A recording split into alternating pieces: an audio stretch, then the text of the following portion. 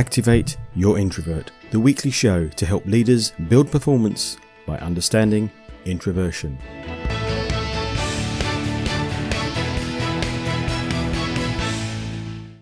In this week's show, Christmas parties, role models and an extrovert bias. A discussion with Ben Drury. Ben, also known as the Culture Guy, challenges extraordinary leaders to create cult-like businesses and make workplaces awesome. He was also one of the co-authors on The Business of Humans, and I've been interviewing many of the other co-authors. And finally, how to arrange a work social that's more introvert-friendly. So just before speaking to Ben, the big news this week seems to all be about parties, or Christmas parties that are not really parties. And certainly it makes me smile as I think about the party season of Christmas and how exhausting it is for introverts. And I'll come back to that in a bit. Doctor Who has also been in the news a lot recently, as she is not a role model for men. Or, as one paper put it, a female Doctor Who is driving men to crime. This is on the back of something MP Nick Fletcher said a couple of weeks ago, where male role models were being replaced by females, leading men to idolise violent anti-heroes, apparently. I'm not really going to comment on that. I like Doctor Who, and I think Jodie Whittaker has done a great job, even if I'm not so sure about the last series. However, I wonder how many introvert role models there are out there, because society does have an extrovert bias, which leads to the introvert weak, extrovert great belief. This manifests itself in many behaviours, the way we run meetings, how we believe the best creative technique in the world, brainstorming. No introvert invented that ever. And I could go on, but it leads neatly into something I was discussing recently at a presentation.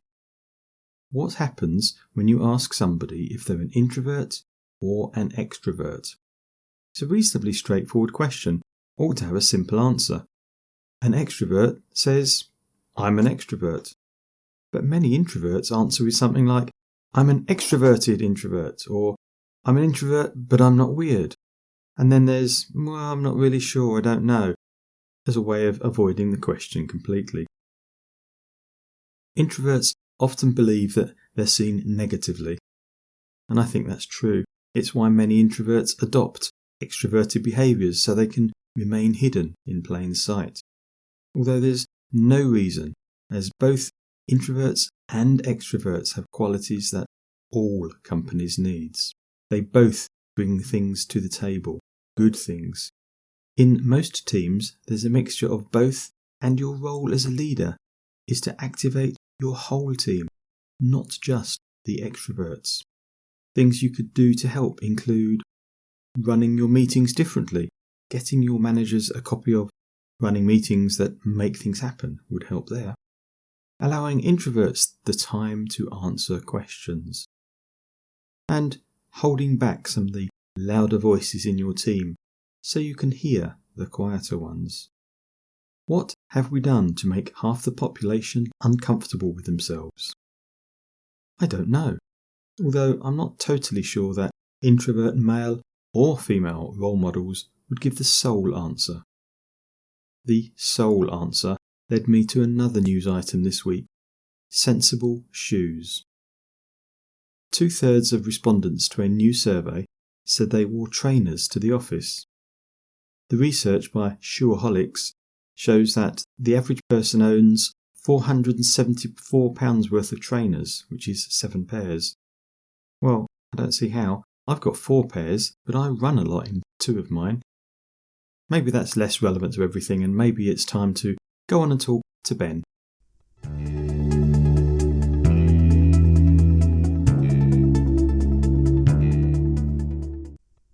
Welcome, Ben. Thanks, John. It's great to be here. We're going to talk a bit about introversion. We'll no doubt end up talking about culture, as well as the book that we both contributed to, The Business of Humans.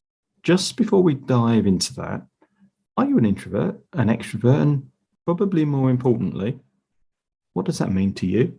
Great question. Well, I am absolutely an introvert. And to me, it's all about internal processing. The way I go through making decisions and thinking about stuff is I like to mull it over. My wife, on the other hand, likes to process things by talking about them, by speaking. She doesn't necessarily need an answer, but it's all out here. Whereas all my kind of mulling over is all in here. Two things for that. One is, as you said, she doesn't necessarily need an answer. And I think that's the thing. Lots of extroverts talk to think.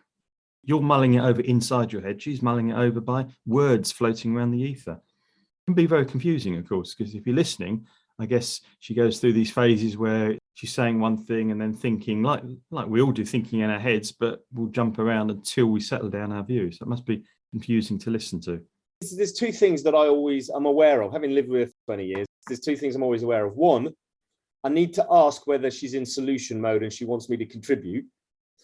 But also, the second thing is that she's going to change her mind through this process. So when she vocalizes something, it's not what she thinks, it's just part of the process. Whereas when I vocalize something, I've kind of made up my mind.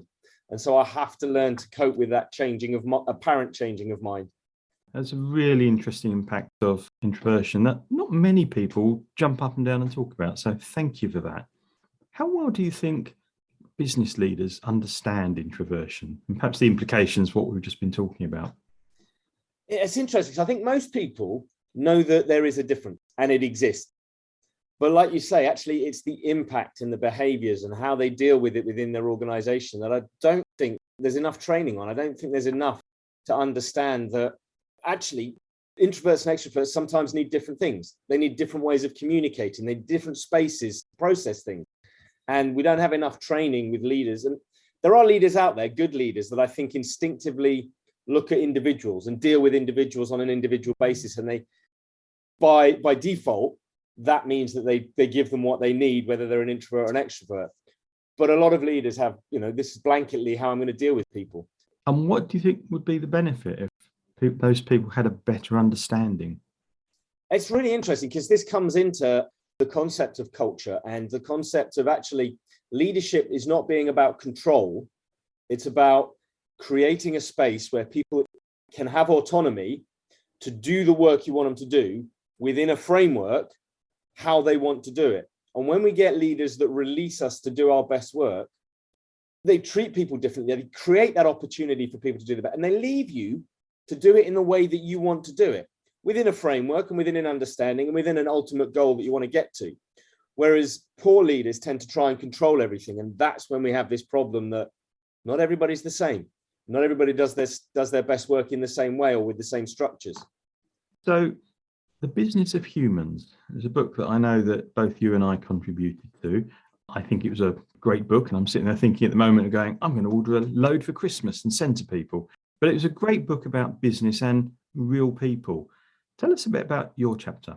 Well, I talked about the whole concept of flexibility. And one of the really key things about where we find ourselves at the moment in society and in history is people are really grappling with this concept of remote working and office working and exchanging time for money versus tracking outcomes and allowing people to work in their own pace. And I wrote a chapter about fluidity and flexibility. Instead of looking at work-life balance, we need to look at fluidity.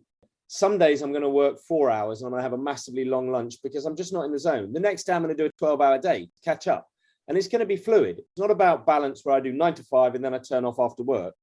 It's about giving me the space to work at my best times and do my best work. As long as I'm delivering the outcomes and I'm giving you what you pay for, does it really matter whether I do it at 2 a.m. or 1 p.m? And so the whole chapter was about, well, if we're going to operate like that, if we're going to change that mindset, what do leaders need to think about in that space? Leads me to the obvious question. What do leaders need to think about in that space? Yeah, it's a great question. And I think there are 5 things we need to look at. One is this concept of redefining balance, what it means to have work-life balance. We need to talk about fluidity rather than balance. That I'll give you a deadline. When you do the work in that deadline, like students doing essays, I need this piece of work. I need it by then. I don't care when you do it. We need to think a little bit more like that. We also need to choose different metrics. So far, we've measured people's input by the number of hours they're sat at their desk working, which may or may not be a good proxy for the quality and output of work that you're getting. So we need to measure something else. And we need to communicate better. Obviously, with remote working and people not necessarily being in the same place, we need to think about how do we communicate? How do we keep everybody on the same page? And the key thing to all of this that underpins the whole thing is we need to consistently find new ways to build trust. Previously, my boss trusted me because he could see me come in at 8:30, not leave till 5:30, deliver stuff when he wanted. I was at my desk. I seemed to be working furiously. I may or may not have been. I may have got very, very clever ways to con him into thinking I was working, but I was at my desk, so they paid me for those hours. We need to find other ways to build trust, and that is what's going to underpin the whole thing. Really interesting. And as you're talking about trust rather than communications, because trust has got to underpin it all. I mean, I remember people going back some years when I was in the corporate space who they'd leave their bag and their jacket on the chair in the office and they'd disappear to the gym at 5 o'clock and come back about 7 o'clock. And the boss trusted that they were still working. And yet clearly they weren't. So this idea that everyone that's working from home or is working fluidly and therefore aren't working as hard seems to be a bit of a nonsense. But you're right, we've got to rebuild that trust. Why do people think they're not working hard? Because they're not available at the hours you expect them to be available at, which is, why we need to find a different metric to measure. Yeah. The interesting one for me is when you talk about fluidity and getting hold of people and the communications, how do you think that varies for introverts and extroverts? So if I'm managing you and you're working fluidly at home or wherever, the communications might be different to when I'm working with one of my extroverted staff. Absolutely. It lends itself very much to introverts working from home because, we're quite happy being by ourselves. We're quite happy organizing ourselves to some degree. Other people need that human interaction. So managing them, you need to create spaces where they've got constant interaction. They can find people and chat to people. They can bounce ideas off each other. Whereas introverts, you put a meeting in a couple of times, 3 times a week. That's enough for them to keep the ball rolling. And so, different people need different things. And we need to find those rhythms of communication for our people. Underneath it all, why do you think that so many people don't trust their teams? Fascinating, isn't it? It's about control. It's about being in control of outcomes. As a leader, I want to know that I'm in control. And if I tell you how to do something, I can guarantee the outcome is going to be X, Y, and Z. If I don't tell you how to do it, the outcome may be A, B, and C, or it may be M, N, O. A, B, and C may be really good. M, N, O may be really bad. And so I'm trying to protect me from falling into M, N, O, that's bad. And so therefore I'm going to go for X, Y, Z, and I'm going to try and control things. And it is all about that panic of what happens if we fail. And what we need to do is create safe spaces where we can fail well, learn and grow. Failure to me sounds like a really good thing occasionally, not all the time, obviously. Well, it's the difference between good failure and bad failure, isn't it? It's like, if I come into the office and I'm really cold, so I start a fire in the corner and it burns down the office, that's not good failure. That's just total nuts because it was obvious what was going to happen. If I try and solve a customer's problem and it costs us 500 quid, but the customer is ludicrously happy and tells everybody, I shouldn't have spent that money. But it's not a disastrous failure because my intent was to solve a problem in a way that, and actually we need to learn from that. We need to figure out how not to let it happen again. But at the same time, that is good failure. And so we need to distinguish between the difference. And I think, when bosses hear the word failure, they're like, I've got to stop failure. No, you've got to make sure that the failure we have is good failure for the right reasons and the risk is contained. But don't take away the risk entirely because then you're going to end up mediocre at best. And do you think that this is at the core of why so many employees are not fully engaged? The reason they're not engaged is a couple fold. One, because I come into work and you tell me how to do my job. So quite frankly, I don't need to be engaged. I just turn up, go through the list that you've given me. I don't need to think, despite the fact that you're paying me 50 grand a year. I don't need to think, which is ludicrous. The other part is you haven't given me anything to get excited or engaged about. What is it we're doing? Oh, we're making widgets. Well, no, we're not making widgets. We're solving a problem for a customer so they can build amazing things. You are part of that process of building something amazing. By making these widgets, you're providing a service to this client who is building some incredible new inventions. You're part of that. And that's far more exciting than building widgets. And so as businesses, we need to reframe what it is we're achieving, that actually people want to come to work. They want to be engaged. Really, really good example is At the moment, they're finding real difficulty getting drivers, truck drivers, lorry drivers, and they're advertising for lorry drivers for logistics. And what they should be doing is going, we are the nervous system of Britain. We are the backbone. Without us, Britain does not run. Come and help us run Britain. And then they're going to get more people who think, oh, that's quite exciting. Nice example. 2 tips. One is a tip for introverted leaders to help engage more of their team. And one will be a tip for an extroverted leader to engage more of their team. To me, the introverted leader really tend to be really good at those one-on-one conversations. They're really good at sitting down and going, how can I help? What do you need from me one-on-one? And that is really good because they don't necessarily operate well in big groups, but on one-to-one. So use that to your advantage. Use that skill to find time to talk to individuals, and that will elevate their level of trust and respect of you because you're focused on them. And so use that introversion as a real strength in what you're doing. Nice idea. And in terms of the extroverted leader, they're usually good in the big groups. They can inspire people. What they need to do is make sure that everybody in the organization has opportunities to talk to other people. Actually, it may not be you that does the one-on-one. If you're good at the big stuff, find other people to draw out. Find the kind of department heads that are able to do that alongside you. Because while we all need that visionary, that big speech, we also need that day-to-day stuff, which you may not be so good at. Fabulous tips. Thank you, Ben. Ben, how can people get back in touch with you? If you get onto Google and you search for The Culture Guy, I'm right there at the top. And you can get on the website, which is thecultureguy.co.uk. Fantastic. Thank you so much for your time today. Always a pleasure to talk to you.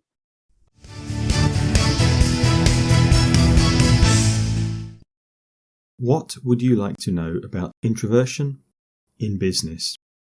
This week's question comes from Henry, who is talking about introverts at Christmas parties. More specifically, what is it about work social events that make them problematic, and how can she run something which is more introvert friendly? Firstly, introverts are not antisocial, and they're not the only group of people who don't like work socials. I know several extroverts who would rather not go to a work social event. To a greater or lesser extent, we all want to socialise with people we are closer to, and all our work colleagues don't fit into that categories. Yet, from a leadership perspective, having a team of people who get on well and do more than just work seems like a very good idea. Stronger bonds between team members improves the team, so we're assuming that socialising will help build those bonds. If you're planning a work social, especially at this time of year, don't be shocked if everybody isn't as enthusiastic as you. Some of the ideas I discussed with Henry were, number 1, planning. If you want the less enthusiastic, whether introverted or not, to join in, involve them at the planning stages. Then they're involved, which means you're already building bonds, and they're also more likely to create an event that they would like to attend. Recovery time. Introverts lose energy when socialising. You could help by arranging quieter areas in the venue so people can sit or talk quietly. Arrange refreshment stations around large events so that introverted guests don't have to cross a packed room of people to get a snack. With several options to choose from, introverts can enjoy all the amenities in the venue without as much stress. Forced participation. Classic for this, of course, is karaoke, where you expect your whole team to stand up and participate. But it could be as simple as much less stressful things. Each person revealing something about themselves at the dinner table that the team don't know. Making people join in won't work for many, many people. If your aim is to build team bonds, be aware of how many you could break. There's an excellent book about energizers by Jackie Barry, which I'll put a link to in the sleeve notes. Number 4, activities. Like in a team meeting, don't suddenly expect introverts to answer questions, especially in front of everybody. Introverts think to talk. Extroverts talk to think. So plan your activities accordingly and don't suddenly spring things on introverts. And number 5, the end of the event. Many introverts I've spoken to really struggle with events that have a fixed end time, where it's unacceptable to leave early. Of course, the classic is New Year's Eve, but I had a conversation with one employee who was absolutely shattered by 9 in the evening and believed her boss would be incensed if she left before 10. If your people energy has drained away, typical for an introvert, it's incredibly hard to remain at the event. So what question would you like answered on the show? Whether you want to be on the show or just have your question answered like Henry, go to activateyourintrovert.co.uk, where there's a box for you to ask your question. You could also comment on Facebook and discuss this week's answers at the show's page, Activate Your Introvert. I'm John Baker. Thank you for listening. I hope you found it useful. There's a new episode every Thursday at activateyourintrovert.co.uk and your favourite podcast provider.